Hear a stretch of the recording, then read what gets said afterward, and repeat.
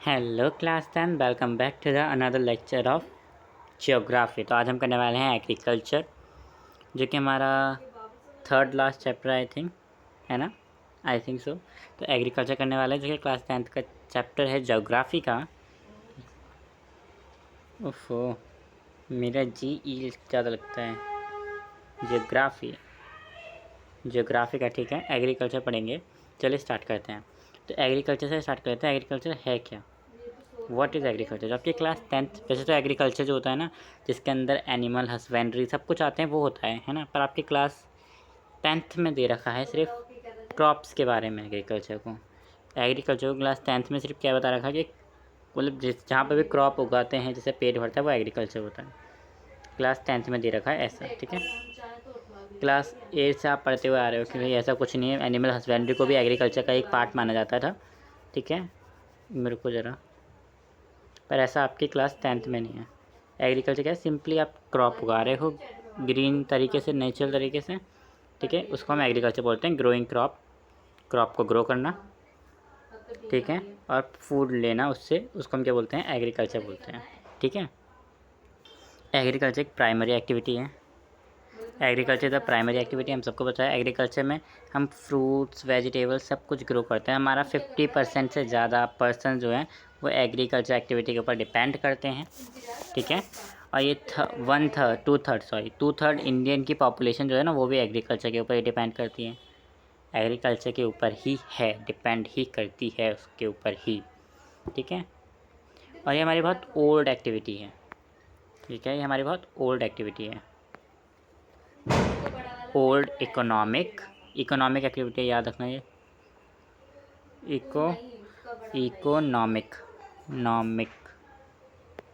Economic activity है, ठीक है। ये हमारी बहुत पुरानी ओल्ड इकोनॉमिक एक्टिविटी लिख दूँ। एक्टिविटी कौन सी एक्टिविटी है? ये तो मैंने आपको बता दिया, प्राइमरी एक्टिविटी है।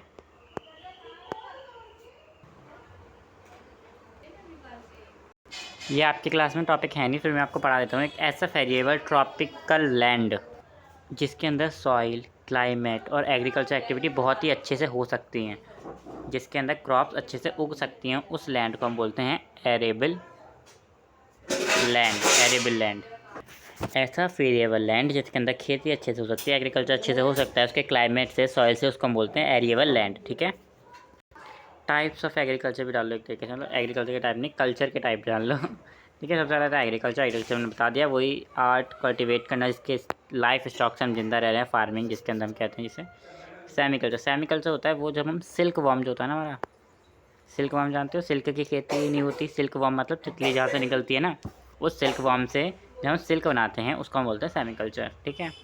जब हम फिश ब्लीडिंग से टैंक और पोड में फिशेस के ऊपर रहते हैं तो उसको हम क्या बोलते हैं? पेस्टिक कल्चर, ठीक है। वर्टिकल्चर क्या होता है? जब हम ग्रेप्स की खेती करते हैं, आपने देखोगा बहुत बड़ी स्केल पे ग्रेप्स की खेती करी जाती है, उसे हम बोलते हैं वर्टिकल्चर, ठीक है। हॉर्टिकल्चर जिसमें हम वेजिटेबल्स, फ्लावर और फ्रूट को कमर्शियल यूज़ के लिए उगाते हैं, उसको हम बोलते हैं हॉर्टिकल्चर। कमर्शियल यूज़ क्या होता है ये हम आगे पढ़ेंगे, ठीक है। टाइप्स ऑफ फार्मिंग, यहाँ पर 2 टाइप्स ऑफ फार्मिंग होती है, सस्टेन्स फार्मिंग और कमर्शियल फार्मिंग, ठीक है। सस्टेन्स फार्मिंग क्या होती है? ये वो फार्मिंग होती है जो ट्रेडिशनल तरीके से करी जाती है, बोले तो पुराने तरीके से करी जाने वाली फार्मिंग। किसके लिए? जब किसान अपनी फैमिली के लिए, किसान जब अपनी फैमिली के लिए फार्मिंग करता है तो उसको हम बोलते हैं वो सस्टेन्स फार्मिंग, ठीक है। सस्टेन्स फार्मिंग जब किसान पुराने तरीके से सिर्फ अपने परिवार के खाने के लिए खेती करता है, उसको हम बोलते हैं सस्टेन्स फार्मिंग, ठीक है। सस्टेन्स फार्मिंग की 2 तरह की होती हैं, primary and primary sustains farming और इंटेंसिव सस्टेन्स फार्मिंग, ठीक है। ये 2 तरह के होते हैं, मैंने आगे पढ़ते हैं। अब आते हैं इंस्टेंट सस्टेन्स फार्मिंग। तो हमारा जो इंटेंसिव सस्टेन्स एग्रीकल्चर होता है ना, उसके अंदर क्या होता है? उसके अंदर हम एक छोटे से प्लॉट ऑफ लैंड पे क्लाइमेट के ऊपर डिपेंड होते हुए कल्टीवेशन करते हैं, ग्रो करते हैं कुछ चीज़ें सेम प्लॉट के ऊपर। इसके ऊपर हम कुछ चीज़ें ग्रो करते हैं अपने और अपने परिवार के लिए, लाइक वीट हो गया, ऑयल सीड्स, पल्स हो गई, ये सब चीज़ें हम उगाते हैं। इनके ऊपर राइस है ना, ये सब हम उगाते हैं एक पीस ऑफ लैंड पे अपने परिवार के लिए सिर्फ। और किस तरीके से? पुराने तरीके से, ठीक है। मतलब इसमें क्या कहते हैं ना, इसके अंदर हम जो करते हैं ना वो एक तरीके से थोड़े से चीज़ों को और यूज़ कर लेते हैं, लाइक हम इसमें यूज़ करते हैं थोड़े क्विक चीज़ें, इसमें पूरा पुराना तरीका नहीं होता। मान लो मैंने बताया है सस्टेन्स फार्मिंग के अंदर पुराने तरीके से ही फार्मिंग करी जाती है, बट इसके अंदर कुछ चीज़ें होती हैं जो पुराने तरीके से नहीं करी जाती, ठीक है। लाइक कुछ इसके अंदर क्या कहते हैं, मिलावट सी करी जाती है, जिसे हम बोलते हैं मिलावट करना, ठीक है। मेरे कहने का मतलब ये है कि हम इसके अंदर ये सब चीज़ें तो देखते हैं, पुराने तरीके हल्का पुराना तरीका इस्तेमाल हैं, पर हम इसके अंदर केमिकल्स का भी यूज़ करते हैं, ठीक है, हाई प्रोडक्शन के लिए, थोड़े बहुत, ज़्यादा नहीं, है ना। और हम क्या करते हैं, इरीगेशन का भी यूज़ करते हैं कि कुएँ से पानी ले लिया वगैरह वगैरह, ठीक है। मॉडर्न मेथड्स का भी यूज़ करते हैं, मैं लिख देता हूँ यहाँ पर एक छोटे से जगह पर,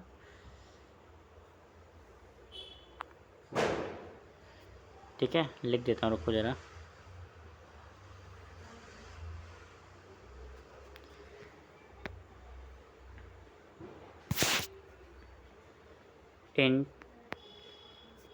इंटेंसिव सस्टेन्स फार्मिंग आगे आप लिख लोगे खुद ही, इतने समझदार तो खुद हो, ठीक है। इसके अंदर क्या होता है ना, इसके अंदर हम कुछ फर्टिलाइजर्स का भी यूज़ करते हैं, ज़्यादा महंगे फर्टिलाइजर्स का यूज़ हम इसके अंदर नहीं करते हैं। हम कुछ इरिगेशन सिस्टम्स का भी यूज़ करते हैं, इरिगेशन सिस्टम का भी यूज़ करते हैं। इसमें हल्का सा हम सॉइल को एक्सप्लॉइट भी करते हैं, क्या कहते हैं, एक्सप्लॉइट, सॉरी। और कुछ मॉडर्न मेथड भी यूज़ करते हैं,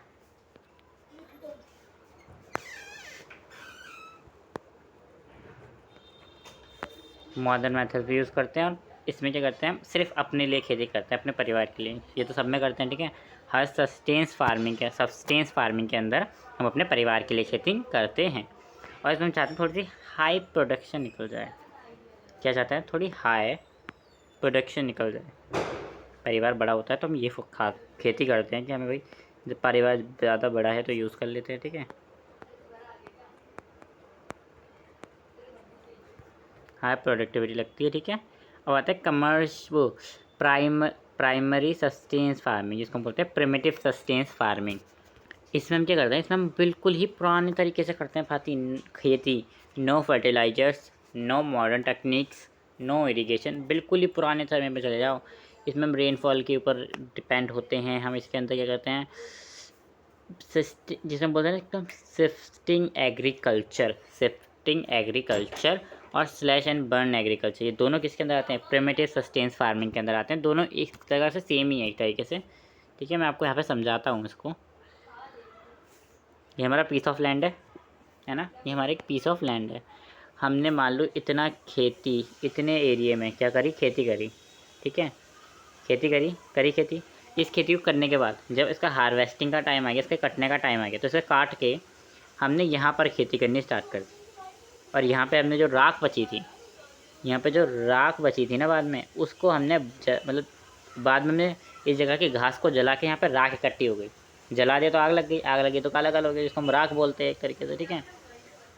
स्लैश है ना, उसको मतलब ऐसे रहने दिया, पानी हुआ, बरसात आई, फिर से वो हार्वेस्ट हो गई, मिट्टी हार्वेस्ट हो गई, तो हमने फिर से इसके अंदर क्या कर दिया, खेती करनी स्टार्ट कर दी। एक तरह से हम क्या कर रहे हैं, यहाँ से यहाँ शिफ्ट कर रहे हैं, तो उसको क्या बोलेंगे हम, शिफ्टिंग एग्रीकल्चर, ठीक है। और दूसरी चीज़ देख रहे हैं तो हम यहाँ पे इसको जला रहे हैं, क्या करना है, बर्न करना बन जाता है ना, स्लैश राख बच रही है, तभी तो राख बचे जब बर्न कर रहे हैं, इसलिए हम इसको स्लैश एंड बर्न एग्रीकल्चर बोलते हैं। और यहाँ पर हम इसको शिफ्ट कर रहे हैं, इसलिए हम इसको शिफ्टिंग एग्रीकल्चर भी बोलते हैं। एग्री लिख देता हूँ, कल्चर तो तुम खुद लिख ही लोगे, डॉट, ठीक है। समझ में आ गया। Most important and awaited topic जिसके ऊपर क्वेश्चन आ सकता है, शिफ्टिंग एग्रीकल्चर। उसको हम किस डिफरेंट नेम से जानते हैं इन वर्ल्ड में। झूमिंग बोला जाता है नॉर्थ ईस्ट इंडिया के अंदर, मिल्पा बोला जाता है मैक्सिको सेंट्रल अमेरिका के अंदर, रोका बोला जाता है ब्राज़ील के अंदर, और लद्दाख बोला जाता है मलेशिया के अंदर, लद्दाख, ठीक है। आते हैं, मिल्पा बता दिया मैंने, मैक्सिको के अंदर, सेंट्रल अमेरिका के अंदर। कुनाओ, इनको हम वेनेजुएला के अंदर बोलते हैं, रोका ब्राज़ील के अंदर बोलते हैं, मसोली सेंट्रल अफ्रीका, ये बता दें। लदोंग, लदोंग इंडोनेशिया, रे बोलते हैं हम इसको वियतनाम। किसी पे भी आ सकता है 4 चॉइस के अंदर, ये याद रखें। इंडिया में इन्हें किस किस अलग अलग नाम से जाना जाता है ये पढ़ते हैं। /1 एग्रीकल्चर, शिफ्टिंग एग्रीकल्चर को, ठीक है। रुको ज़रा, जो हमारा मध्य प्रदेश है उसमें हम जानते हैं इसको वेवा, वेवार और धनिया के नाम धनिया के नाम से, ठीक है। आंध्र प्रदेश में हम जानते हैं इसको पूडू और पेढ़ान के नाम से। उड़ीसा में हम जिसको जानते हैं किस नाम से, ब्रिंगा कोमा, कोमन, ब्रिंगा कोमन, पेमी, इन सब नाम से जानते हैं, ठीक है। वेस्टर्न घाट हैं उसको कुमारी नाम से। साउथ ईस्ट राजस्थान में उसको जानते हैं वेलत्रावारी नाम से। हिमालय बेल्ट में उसको जानते हैं खाही नाम से, खेही ही हिल, खेहिल नाम से, सॉरी। झारखंड में हम इसको कुरुवा नाम से जानते हैं, ठीक है। और आते हैं नॉर्थ ईस्टर्न रीजन में हम इसको जूमिंग के नाम से जानते हैं। मणिपुर में हम इसको क्या जानते हैं, पमूल, पालम नाम से, ठीक है, सॉरी पालम नाम से। अंडमान और निकोबार आइलैंड में हम इसको जानते हैं दीपा के नाम से, दीपा दीपा दीपा दीपा। अब आ जाते हैं, अभी हमने पढ़ी सस्टेन्स फार्मिंग, उसके 2 टाइप और उसके डिफरेंट नेमिंग। अब हम समझेंगे कमर्शियल फार्मिंग को। The commercial farming is the crop growing on the animal sell market, amount of capital use large. देखो रुको ज़रा, जिसके अंदर हम फॉर सेल मार्केट में बेचने के लिए क्रॉप को ग्रो करते हैं, ठीक है। किसी भी क्रॉप को ग्रो करते हैं हम किस लिए, मार्केट में बेचने के लिए, ताकि उसका अच्छा कैपिटल, लार्ज कैपिटल में मिल सके, ठीक है। जिसमें हम क्या करते हैं, यूज़ करते हैं मशीनों का यूज़ करते हैं फार्मिंग करने के लिए, ताकि हमें कमर्शियल गेन हो सके। जिसके अंदर बहुत सारे टॉपिक आते हैं like plantation agriculture, mixed farming, है ना। ये सब इसके अंदर हम इंक्लूड करते हैं कमर्शियल फार्मिंग के अंदर, ताकि हमारी अच्छी क्रॉप हो सके, हम उसको बेच सकें। और ये हम क्या करते हैं, मेनली इसका पर्पस होता है हर जगह बेचना, ठीक है। इसके अंदर हम बहुत सारे फर्टिलाइजर्स का यूज़ करते हैं, है ना। इसका मेन ही काम यही है कि ज़्यादा पैसा आए, ठीक है, और सबका पेट भरे। तो जो मिक्स एग्रीकल्चर होता है, मिक्स्ड एग्रीकल्चर, ये आपने क्लास 9 में पढ़ा है, आपकी क्लास 10 में नहीं है, फिर भी मैं आपको करा दूँगा। मिक्स एग्रीकल्चर बहुत तरह का होता है, पर रहने एक करा देता हूँ। मिक्स एग्रीकल्चर ज़्यादातर इसी नाम से जाना जाता है। मिक्स एग्रीकल्चर मैं आपको बताता हूँ। देखो यहाँ पे उग रही है, यहाँ पे क्या हो रहा है, यहाँ पे उग रही है हरी पत्ती चाय, मान लो चाय के पत्ते उग रहे हैं यहाँ पे, ठीक है।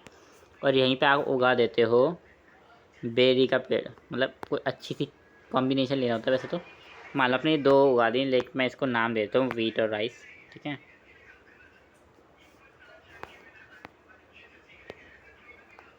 वाह, वीट और राइस उग रहे हैं, ठीक है। अब हमने इसको उगा दिया, हमने इसको साथ में क्यों उगाया साथ में, क्योंकि स्पेक्टर इंसेक्ट्स नहीं लगेंगी। वीट वाले इंसेक्ट वीट को ढूंढेंगे, राइस वाले राइस को ढूंढेंगे, तो कम चांसेस हैं किसके लगने के, कीड़े मकोड़ों के लगने के। दूसरी बात, मान लो कि हमारा जो हमारा वीट है वो सॉइल के अंदर में से नाइट्रोजन ले रहा है, ठीक है, नाइट्रोजन ले रहा है। पर हमारा राइस जो सॉइल के अंदर नाइट्रोजन दे रहा है और उससे प्रोटीन ले रहा है, और ये हमें प्रोटीन दे रहा है इसके अंदर, मान लो ना, ऐसे एग्जांपल के थ्रू मान लो, ठीक है। इससे क्या हुआ, इसकी सॉइल की फर्टिलिटी बनी रहती है। तो इसलिए मिक्स क्रॉपिंग बहुत ही अच्छी होती है। पर इसमें बहुत बेकार चीज़ें भी हैं कि भाई एक फसल को छांट के काटना पड़ता है, ये वगैरह, ठीक है। ये सब चीज़ क्या है, इसकी बुराइयाँ एक तरीके से, ठीक है। अब आ जाते हैं प्लांटेशन। प्लांटेशन क्या होता है, प्लांटेशन ना मेजरली फाउंड होता है ट्रॉपिकल रीजन्स के अंदर, लाइक मलेशिया ब्राज़ील में कॉफ़ी ज़्यादा उगाई जाती है, श्रीलंका के अंदर और इंडिया के अंदर चाय बहुत उगाई जाती है, ठीक है, इस वजह से, है ना। तो मतलब प्लांटेशन होता कैसे है, ये जानना चाहोगे, मैं बताना चाहूँगा, नहीं जानना चाहोगे तो। ये है बिग पीस ऑफ लैंड। क्या है, big land big piece of land, ठीक है। इसमें क्या होता है ना, इसमें बहुत ही लंबे स्केल पे इन अ लॉन्ग स्केल या फिर बोलो लार्ज स्केल, लार्ज स्केल पे खेती करी जाती है। लार्ज स्केल पे क्या करती है, फार्मिंग करी जाती है। किस चीज़ की, जैसा टी हो गया, कॉफ़ी हो गया, कुछ चीज़ों की, प्लांटेशन चीज़ों की बहुत लॉन्ग स्केल पे फार्मिंग करी जाती है। इतने पूरे एरिया पे क्या करी जाती है, बड़ी फार्मिंग करी जाती है उन चीज़ों की, ताकि एक साथ उन्हें काट सकें। उनको मतलब इनको स्टोर करने के लिए ना आसपास घर भी बना रखे होते हैं इन्होंने, इन्हें स्टोर करने के लिए। तो जहाँ पर भी प्लांटेशन का मतलब ही यही है कि एक बहुत ही बड़े एक सिंगल क्रॉप को, इसमें कुछ मिक्स नहीं उगता, इसमें सिर्फ सिंगल क्रॉप उगती है। लिख दूँ मैं, सिंगल क्रॉप। एक सिंगल क्रॉप को एक लार्ज एरिया पे उगाना, उसे हम बोलते हैं प्लांटेशन। ठीक है, समझ में आ गया। अब इन तीनों को मैंने समराइज़ कर दिया। सबसे पहले आते हैं प्रिमिटिव सस्टेन्स फार्मिंग। इसके अंदर हम बहुत स्मॉल पीस ऑफ लैंड लेते हैं, ठीक है। इसके अंदर हम प्रिमिटिव टूल्स का यूज़ करते हैं, ठीक है। इस फार्मिंग में हम नेचुरल फर्टिलिटी ऑफ सॉइल के ऊपर डिपेंड करते हैं। इसे हम स्लैश एंड बर्न एग्रीकल्चर बोलते हैं, ठीक है। अब आते हैं intensive sustains farming, intensive sustains farming, ठीक है। इसके अंदर हम क्या करते हैं, लार्ज पॉपुलेशन के लिए एरिया में ही, अपने एरिया में ही, ठीक है, उगाते हैं। इसमें हम थोड़ी लेबर भी रख लेते हैं। इसमें थोड़े से हाई प्रोडक्शन के लिए हम होते हैं, बायोकेमिकल्स का यूज़ करते हैं हाई प्रोडक्शन के लिए, ठीक है। इसका साइज़ अनइकोनॉमिकली होता है ना, मतलब थोड़ा सा बड़ा होता है। ये सब मतलब एक तरह से ये समझ लो पूरे 2 घरों के लिए बना रहे हो तुम एक तरीके से, ठीक है। कमर्शियल फार्मिंग में क्या होता है, कमर्शियल फार्मिंग में ना हम बहुत हाई इनपुट के लिए उगाते हैं, लाइक HBI शीट, फर्टिलाइज़र, पेस्टिसाइड, इन सब का यूज़ करते हैं, ठीक है। प्लांटेशन भी एक टाइप ऑफ कमर्शियल फार्मिंग है, लाइक टी, कॉफ़ी, ये सब उगाते हैं हम इसके अंदर। इसे भी कमर्शियल फार्मिंग बोलते हैं। कमर्शियल फार्मिंग किस लिए होती है, प्रिमिटिव, बिल्कुल ही ओल्ड तरीके से। ये जो मैं बताया इंस्टेंसिव, ये थोड़ा मीडियम तरीका हो गया, ठीक है। और ये तो हो गया मॉडर्न तरीका, ठीक है, ठीक है, ठीक है, ठीक है। तो समझ में आ गया। अब आता है अंडरस्टैंडिंग क्रॉप सीजन्स। एक होती है हमारी रावी, खाफ़ी, ज़ैद। रावी क्या होती है, जो कि अक्टूबर से दिसंबर तक उगती है। अप्रैल में उसको काट लिया जाता है, अप्रैल से जुलाई के बीच में। ये सब क्या कहते हैं, पीज़ हो गया या वीट हो गया, ये सब किस क्या क्या होते हैं, ये रावी के सब टाइप्स हैं, ठीक है। रावी क्रॉप्स, ये सब रावी क्रॉप्स होती हैं। ये यूपी, पंजाब, उत्तराखंड में ज़्यादा उगती हैं, ठीक है। अब आते हैं खाफ़ी क्रॉप पे। खाफ़ी क्रॉप वो क्रॉप्स होती हैं जो मई से जुलाई के बीच में उगती हैं। कौन से क्रॉप, जो मई से जुलाई के बीच में उगती हैं। ये जो क्रॉप्स होती हैं ना, रावी क्रॉप्स, ये रबी क्रॉप्स है ना, ये रबी क्रॉप जो होती हैं ये विंटर्स में उगती हैं, तब विंटर होते हैं इस टाइम पे, ठीक है। और ये वाली जो होती हैं ये समर की होती हैं। खाफ़ी नहीं होती समर की, सॉरी। खाफ़ी तो होती हैं मॉनसून की, ठीक है। ये सितंबर से अक्टूबर में हार्वेस्ट हो जाती हैं। ये सब इसके अंदर आते हैं। शुगर हो गया, बाजरा हो गया, ठीक है। ये सब इसका मेन क्या है, यूपी, वेस्ट बंगाल, आंध्र प्रदेश में उगती हैं। ज़ैद जो होती है वो अप्रैल से जुलाई के बीच में उगता है। हार्वेस्ट कभी भी कर लेते हैं इसको, तो जब ये पक जाए। वाटरमेलन, मस्कमेलन इसके अंदर आता है। कुकुम्बर भी। ये कब उगता है, ये उगता है जब जब इन दोनों के बीच में कुछ मंथ बच जाते हैं ना, विंटर और इसके बीच में, उस मंथ के बीच में उगता है। एक दो अप्रैल और जुलाई के बीच में से उग गया कभी कभी, है ना, कभी भी उगा लो ना, तो ठीक है। अब आगे बढ़ते हैं। अब आते हैं मेजर क्रॉप्स के ऊपर। जो मेजर क्रॉप्स होती हैं ना, मेजर क्रॉप 3 तरह की हैं। पहली है फूड क्रॉप। फूड क्रॉप जिसमें खाने वाली क्रॉप्स आती हैं, वीट, राइस हो गया वगैरह, ठीक है। फिर आती हैं क्रैश क्रॉप्स, जिसमें टी, रबड़ वगैरह आ गई। फिर आता है हॉर्टिकल्चर क्रॉप, जिसके अंदर फ्रूट और फ्लावर आते हैं और वेजिटेबल्स भी आती हैं। तो मेजर क्रॉप के बारे में पढ़ेंगे हम, ठीक है। पढ़ते हैं, स्टार्ट करते हैं। सबसे पहले आ जाती है कॉफ़ी। इंडिया में कॉफ़ी और की वर्ल्ड इंडियन जो कॉफ़ी है वो बहुत ही गुड क्वालिटी की मिलती है पूरे वर्ल्ड में, ठीक है। इसको यमीन भी प्रोड्यूस करता है। ये बहुत सारी वैरायटीज़ की होती हैं, इनकी डिमांड भी बहुत ऑल ओवर बहुत ज़्यादा है, ठीक है। ये बाबा बुदन हिल्स में ज़्यादा उगती हैं, ठीक है। हमारे इंडिया में कर्नाटका, केरला, तमिलनाडु में सबसे ज़्यादा उगाई जाती हैं, ठीक है। अरेबिक टाइम से चलती हुई आ रही हैं कॉफ़ियाँ।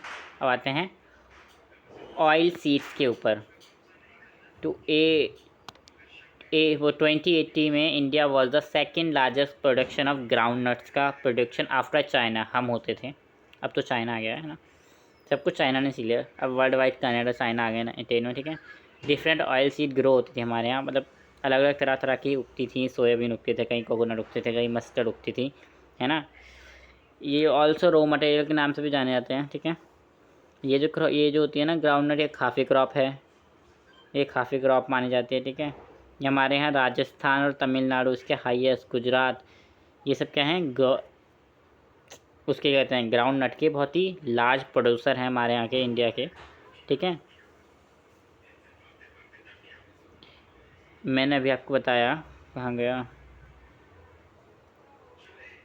कहाँ पे बताया था मैंने, अभी बताया तो था, कहाँ गया। देखो ये कुछ जगह पर क्या कहते हैं काफ़ी क्रॉप से जानी जाती है, कुछ जगह पर रबी क्रॉप से जानी जाती है, कुछ जगह पर दोनों क्रॉप्स के नाम से जानी जाती है ये, ठीक है। अब आते हैं राइस के अंदर। हमारा जो राइस है ना, वो एक मेजॉरिटी द पीपल्स जो हमारी इंडिया में कंज्यूम करते हैं वो राइस ज़्यादा कंज्यूम करते हैं, ठीक है।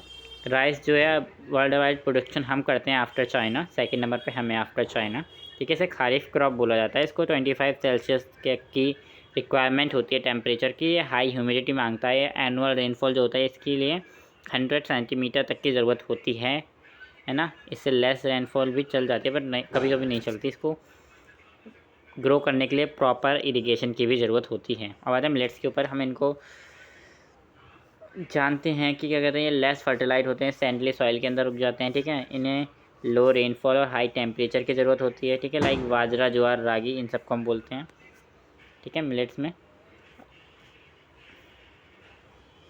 अब हम आ जाते हैं वीट के ऊपर। जो हमारा वीट है वो एक मेन क्रॉप मानी जाती है एज आ इंडियन। रोटी हमारी बहुत मेन क्रॉप है, ठीक है। तो इसको सनशाइन की ज़रूरत होती है। इसको 50 से 75 एनुअल रेनफॉल की ज़रूरत होती है,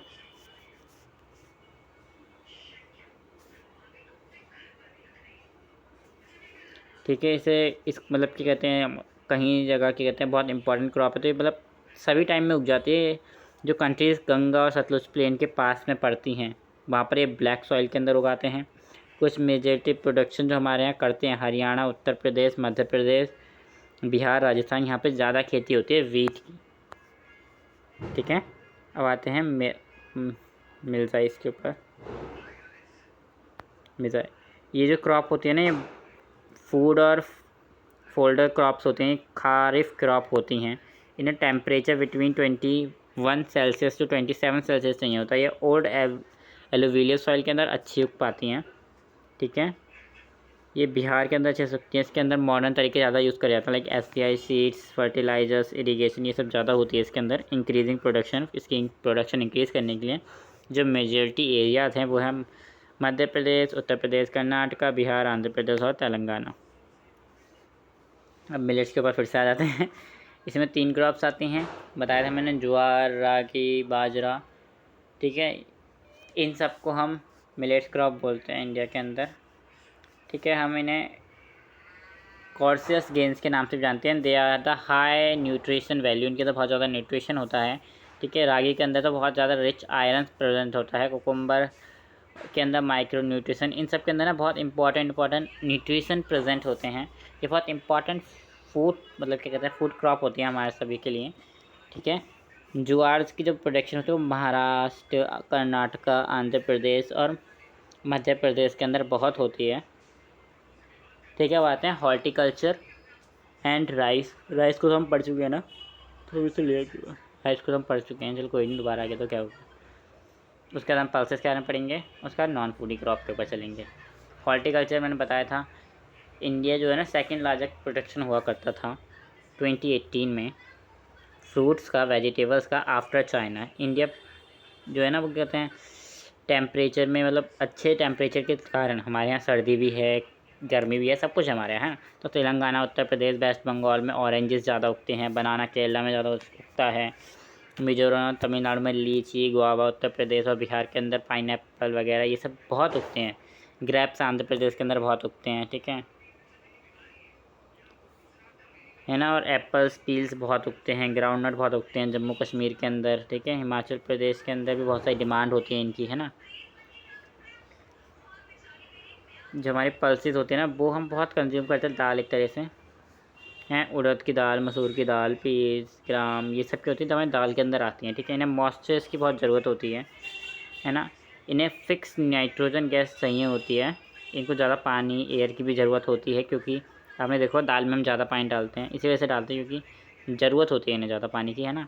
मध्य प्रदेश, राजस्थान, इन सब जगह पर, उत्तर प्रदेश, कर्नाटक, इन सब जगह पर ज़्यादा उगती हैं, ठीक है। नॉट फूडी क्रॉप में आता है रबर। रबर जो होता है हमारे इक्वलिटी क्रॉप होती है, बट ये अंडर आती है स्पेशल कंडीशंस के। It is growth in a tropical and सब ट्रॉपिकल एरिया। ट्रॉपिकल और सब ट्रॉपिकल एरिया के अंदर भी ग्रो कर सकती है। उसको एनुअल रेनफॉल चाहिए होती है 2000 सेंटीमीटर से। टेम्परेचर इसका होना चाहिए 25 से अबव, ठीक है।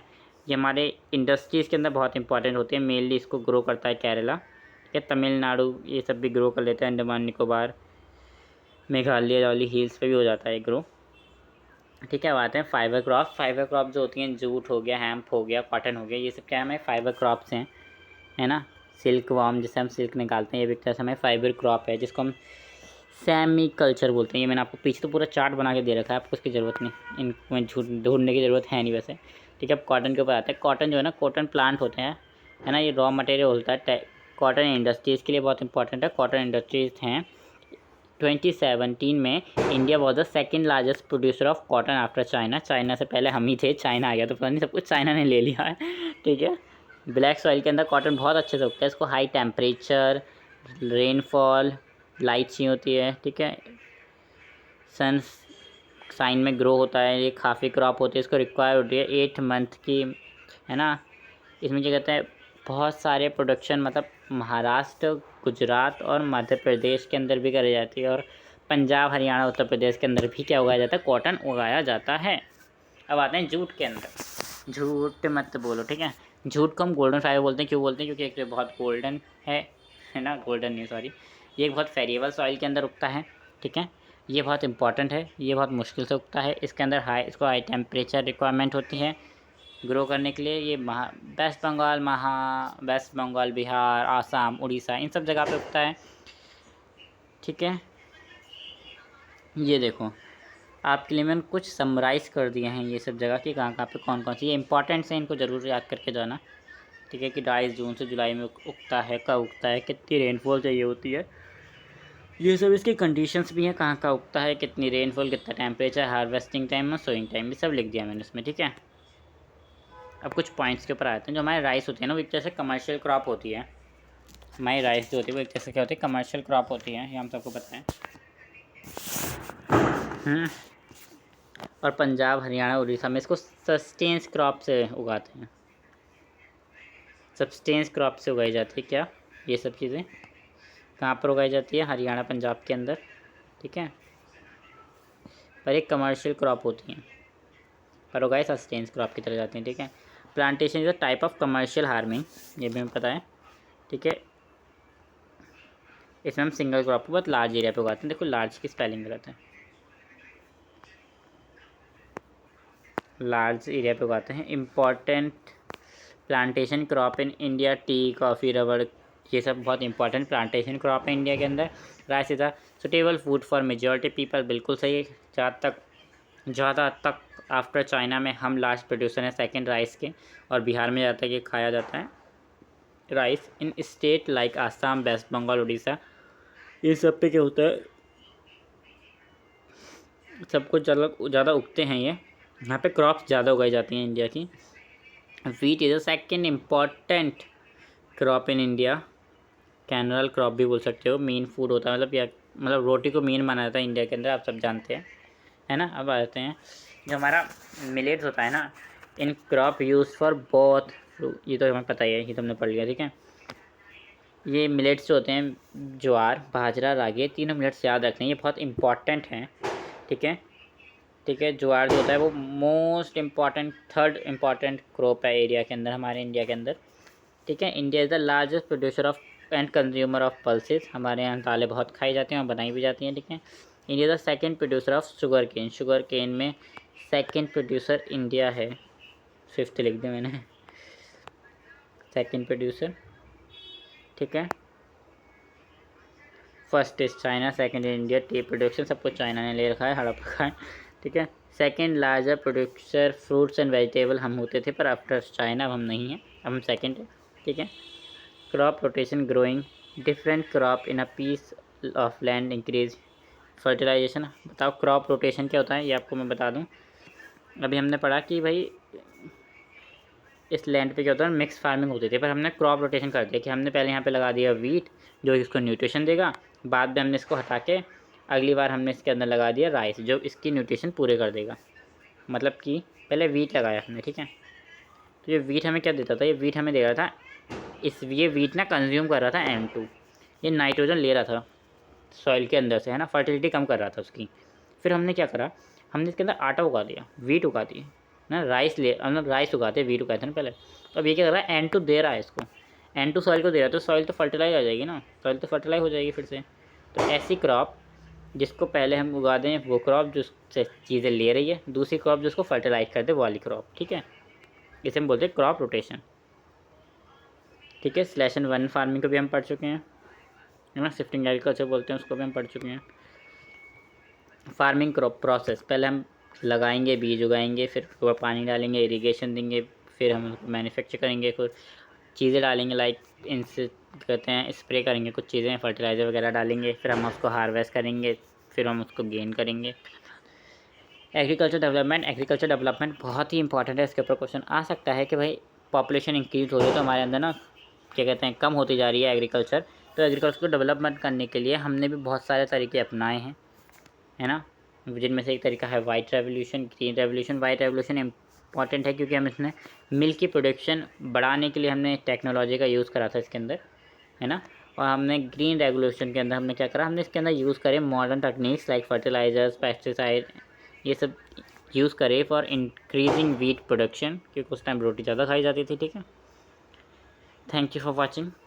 मैं आपको कुछ दो होमवर्क क्वेश्चन दे रहा हूँ, आप उनका मुझे आंसर देना ज़रूर, आंसर देकर ही जाइएगा, ठीक है। तो मेरा जो पहला क्वेश्चन है आप सभी के लिए वो ये है, रुक जाओ ज़रा सोचने दो मैं कहाँ से दूँ क्वेश्चन, चलो हाँ लिख देता हूँ।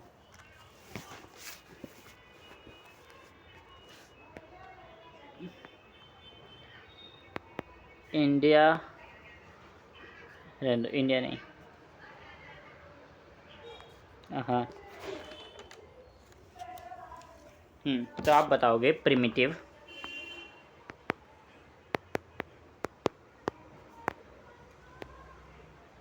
सस्टेन्स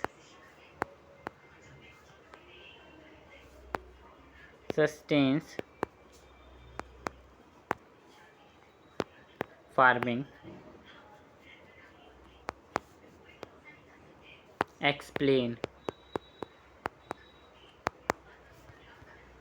ठीक है। आपके लिए क्वेश्चन है, आप इसको बता के ज़रूर जाइएगा, और आपको इसके नोट्स डिस्क्रिप्शन बॉक्स में मिल जाएंगे। अगर आपको मेरे लिखे हुए नोट्स चाहिए, मैंने कुछ लिखा तो नहीं है, आई थिंक कि मैंने कुछ लिखा है, मैंने कुछ नहीं लिखा, बस कुछ ड्राइंग करके आपको समझाया है और कुछ नहीं लिखा, तो आपको इस नोट्स की ज़रूरत है नहीं। फिर भी मैं ये इंस्टाग्राम क्या कहता है टेलीग्राम पर डाल दूँगा, आपको देखना हो तो आप ले सकते हैं। Thank you for watching, till then take care, bye bye.